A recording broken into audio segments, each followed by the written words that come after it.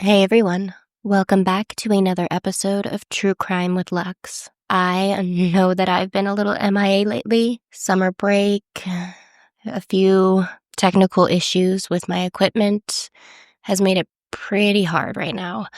Hopefully, I can get this episode out. I've recorded it a few times, but have had issues, so see how this one goes. Today, I'm going to be talking about Vanessa Guillen. Now, Vanessa grew up in Houston and was one of 6 kids in her family. And as a little girl, she had decided that she wanted to join the army when she grew up. Her mother, Gloria, said that she could remember back when Vanessa was like 10 years old. Vanessa told her, Mom, I'm going to enlist in the military when I'm older. She had it figured out. She knew exactly who she wanted to be and what she wanted to do. So once she graduated high school in 2018, that's what she did.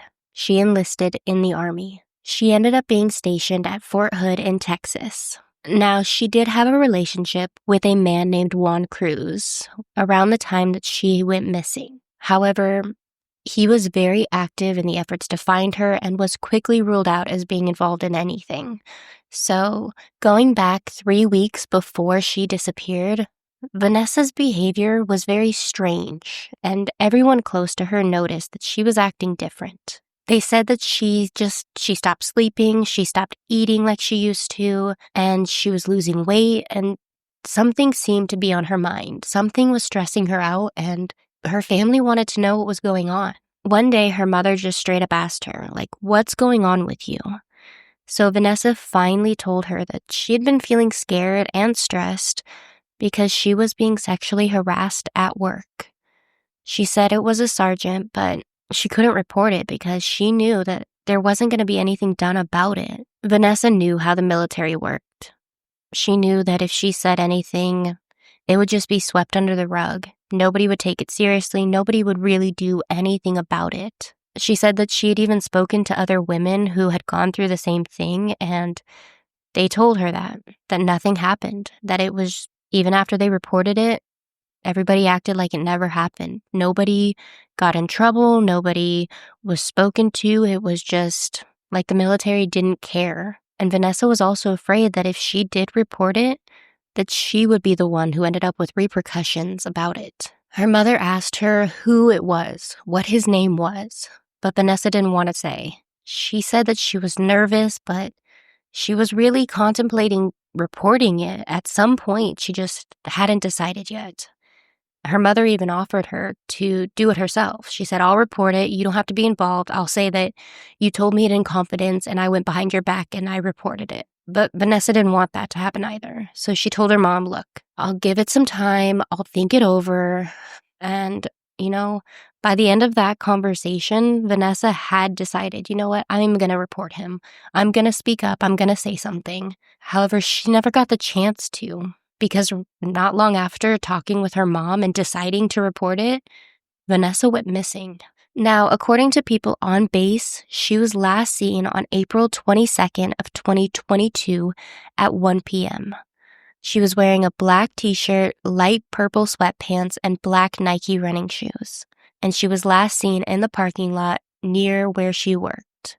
A search of the area that she worked that day was made, and they found her badge, keys, wallet, all of her belongings that she carried on her every day. Now, Vanessa had recently been promoted to a specialist at work, so she hadn't mentioned anything during this promotion about leaving. There was no signs that she was getting ready to leave her job or anything, and why would she leave all of her belongings behind? Now, with all of her stuff being there, it was obvious that she hadn't just gone AWOL. She hadn't just not reported for work or anything like that. It wasn't until 2 months later, on June 21st, that Fort Hood Deputy Commander Major General Scott Eflin made a statement about Vanessa's disappearance in hopes that the public would help. He reported the last time anyone saw her and what she was wearing at the time. They even offered a $15,000 reward for any information that led to finding her. They were able to raise even more, which brought it to $25,000. Now, on top of that, the League of United Latin American Citizens also wanted to put in money for the reward. So they added another $25,000. So they were offering a $50,000 reward for information about Vanessa. It seemed like everybody wanted to find her to figure out what had happened. A press conference ended up being held outside of Fort Hood on June 23rd, and Vanessa's mother, Gloria, got to speak. She said she wanted her daughter back alive. She said, "I want her alive because she entered Fort Hood alive, but God forbid my daughter is dead, then I want this base shut down. That girl is my life, and I adore her. That is why I am fighting with nails and teeth until they return her and the guilty person pays." On June 30th, Fort Hood officials said they had found partial human remains. They were found near the Leon River in Belton, Texas. Now, Belton, Texas wasn't too far away from the base, so it wasn't a long stretch of the imagination to think that these could belong to Vanessa. After they identified them as being Vanessa's sister Myra told the Time magazine, "I just feel empty. I feel like they had taken everything from me." So now the story that they're telling, the base is telling, is that on April 22nd, Vanessa went to work at the armory like normal. That day, she was checking serial numbers on the weapons, and she wasn't working alone. She was with Army Specialist Aaron Robinson, who was 20 at the time. Now, this next part doesn't really have proof, but it is what they think happened. It is said, allegedly, that Vanessa saw photos of Cecily Aguilar on Aaron's phone, private photos. Now, Cecily was married to a former soldier, so it surprised Vanessa. In the military, adultery is illegal. It is very frowned upon. You could lose your job if you are found having an affair with a fellow officer's significant other. So Vanessa asked him about it. And Aaron said that she just needed to mind her own business. It didn't have anything to do with her. She didn't need to get involved. And she said that she was going to report it. And Aaron didn't like that. He didn't want her to report it because he knew it would ruin her career. So after Vanessa said that she'd report him, he just lost it. Now, the family lawyer says none of this made sense. First off, how would she be able to see those kind of photos on Aaron's phone? And second, Vanessa didn't actually know who Cecily was. So even if she had seen some type of photo that gave her an impression that they were in a relationship, she wouldn't have put two and two together that Cecily was married to another soldier. It just doesn't make any sense. So regardless of what actually set Aaron off that day, he did end up grabbing a hammer and hitting Vanessa repeatedly with it inside of the armory. Now, this would have caused blood to be all over everything in there. So the main question a lot of people have is who cleaned that up? Who cleaned up blood off of every surface, every item in that armory? Because it would have taken a long time. And they were searching for Vanessa not long after she went missing. And somebody claimed that they checked the armory for her and didn't see anything. So how was it that it was cleaned? There was no evidence of a crime, nothing like that. It's the biggest mystery of just how. I'll come back to it and talk a little bit more about it because it's very, very mind-boggling of how it was cleaned if that's where you killed her. He then had put her inside of a large gun case and left it inside of that armory while he went home to shower and get all cleaned up. He then went to the store to buy some supplies for the cleanup and to dispose of her body. He also, during this, called Cecily and told her what had happened. Now, mine, and I'm assuming many, are thinking this is a military base, right? There has to be surveillance cameras, especially around the armory, right? Like you want to make sure that everything is being done properly. But no, there are no security cameras, very few on base actually, and none that showed the armory, anywhere near the armory. So none of this was caught on cameras. Now, later on, people would come forward saying that they saw Aaron loading a very large case into his car. However, nobody questioned why this man was taking a large gun case from the armory and loading it into his personal vehicle.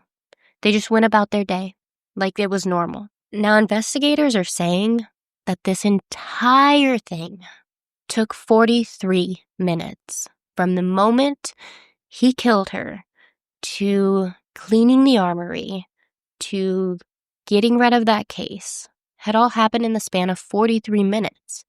Mind you, in that span of time, he had left to shower, to go to the store. So you're telling me in a small amount of time, he was able to scrub every drop of blood from that armory, that by the time somebody went to go look for her in the armory, if anybody actually went in the armory to look, there was no blood, no evidence, nothing out of place, which tells me more along the lines that nobody actually went into that armory, or he was prepared for this to happen.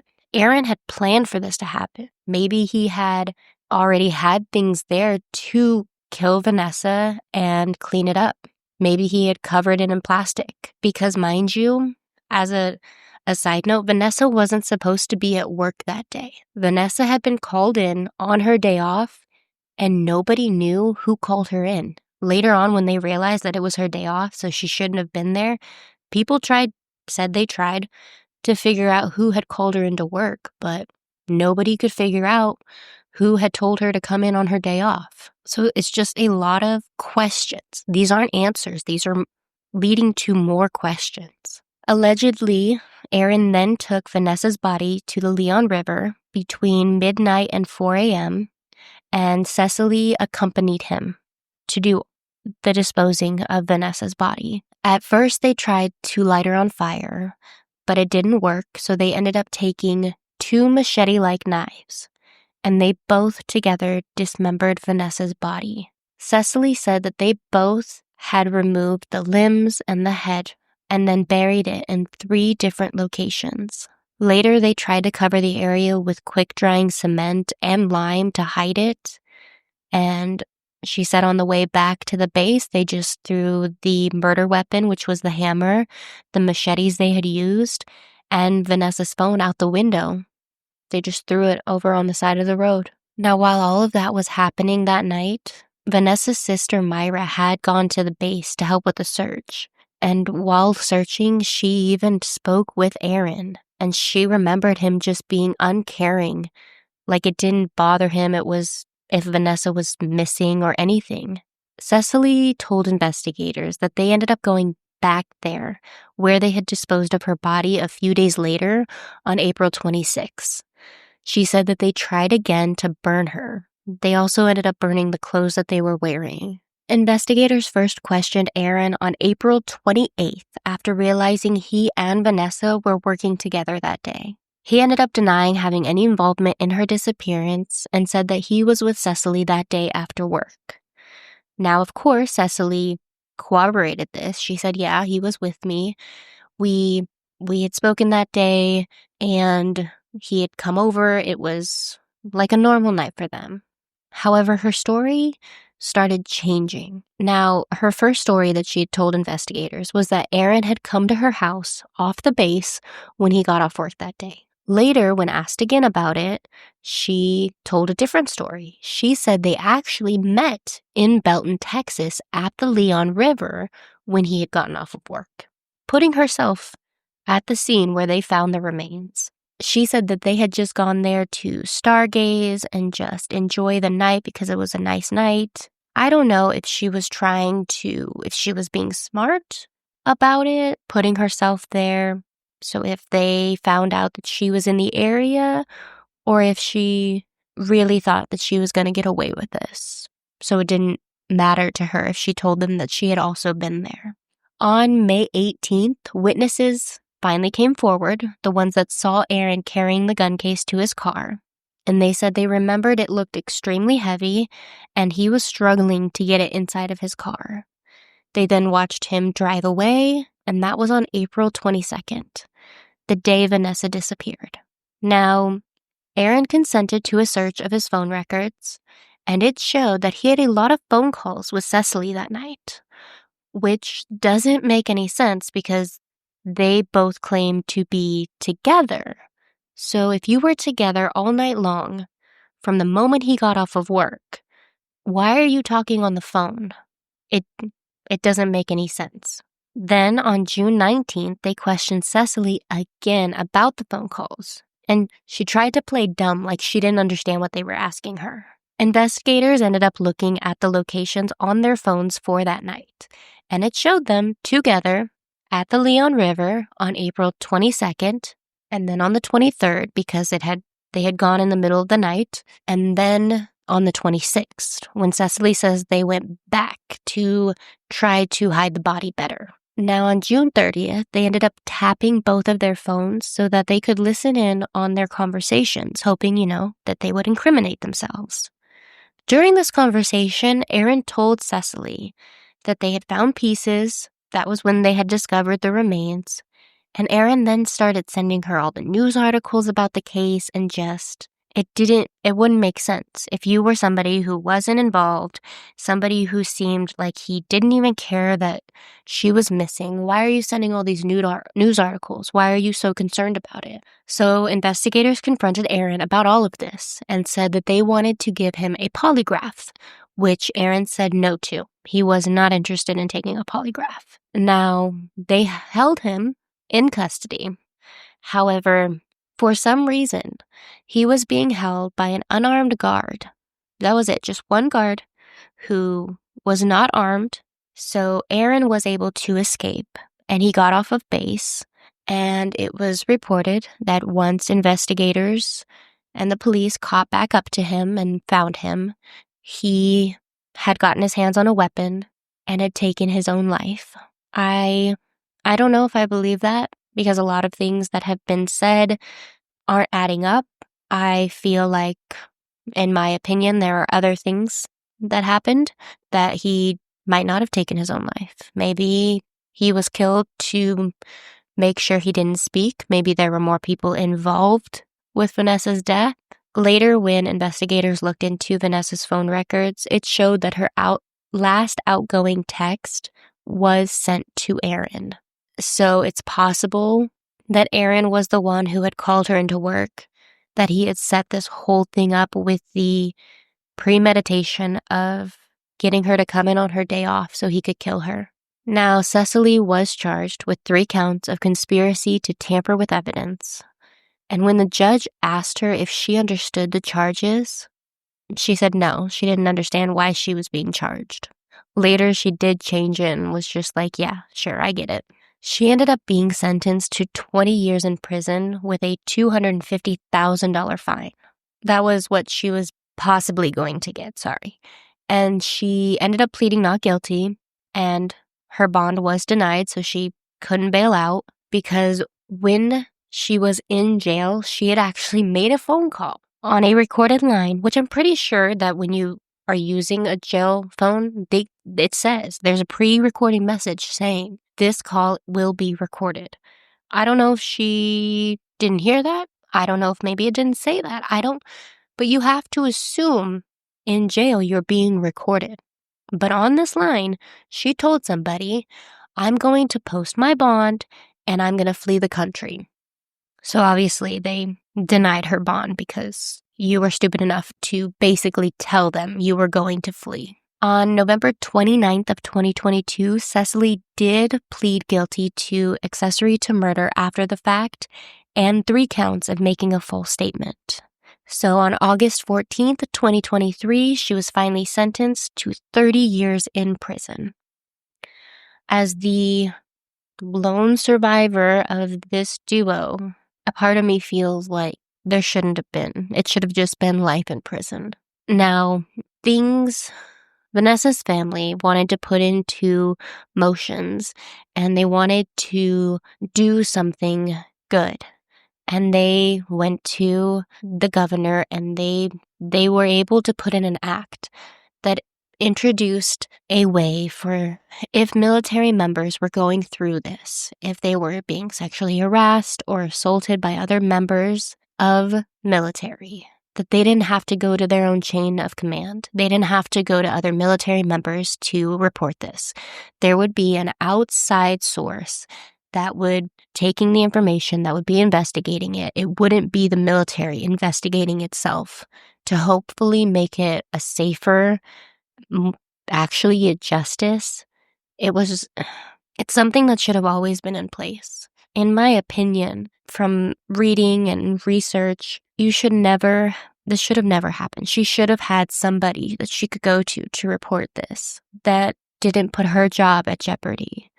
Somebody that she could trust to actually get justice. The Guillen family did end up filing a civil lawsuit against the United States Army, seeking $35 million in damages for the sexual harassment, the assault, and the wrongful death of their daughter while serving in the military. It's just incredibly heartbreaking. And the fact that Aaron died, it doesn't feel like that's where that ended. It feels like more people were involved, that there was more of a cover-up, in my opinion. I wish we knew what really happened to Vanessa, why it happened to her. Because the stories that are being told, the excuses, in my opinion, do not answer any of the questions of what truly happened to Vanessa Guillen. I want to thank you for listening to her story and joining me today. I hope everybody has a great day, and I hope everybody is staying safe. And I will hopefully be talking to you soon. Hopefully I can figure out all my tech issues going on around here. And with that, I will talk to you guys later.